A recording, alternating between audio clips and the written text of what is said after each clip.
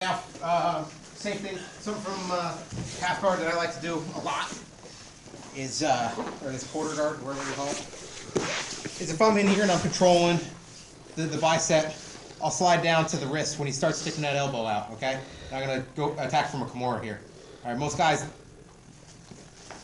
there are guys that really don't expect you to be able to finish a Kimura from bottom half guard. You can do it, but I just like the Kimura so much because I'm controlling this part of his body. Like, he's going to have, ideally, all of me right here, okay?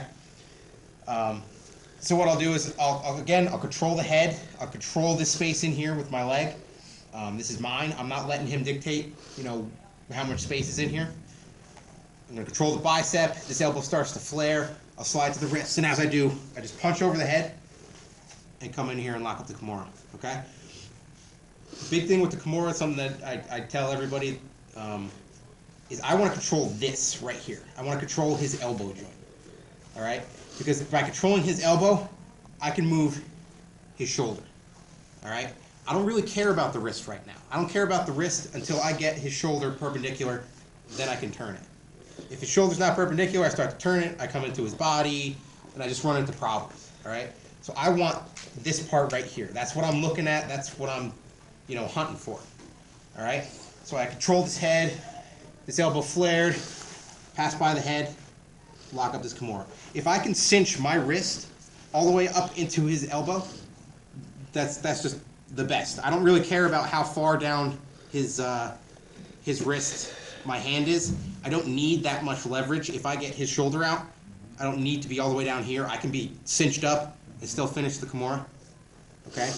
I've tapped guys from here just by squeezing and doing a little elbow separator in there.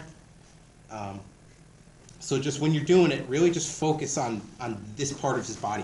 I want this. Because even when he tucks it, I could sit here, and if this is nice and tight, he might try to lock his hands and curl it and stuff like that. But I'm just focusing on this elbow. I want this wrist nice and deep into the crook of his arm. Then I can just slowly just start popping, using this knee in across his belly to kind of keep his hips out and give myself some space. Boom, boom, pop it out. All right. You can come here and finish. Ideally, what I want to do, boom, I come here.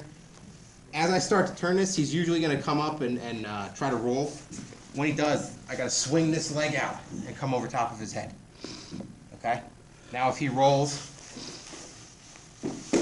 I'm in a good spot where I can start sinking this leg down and roll it over again.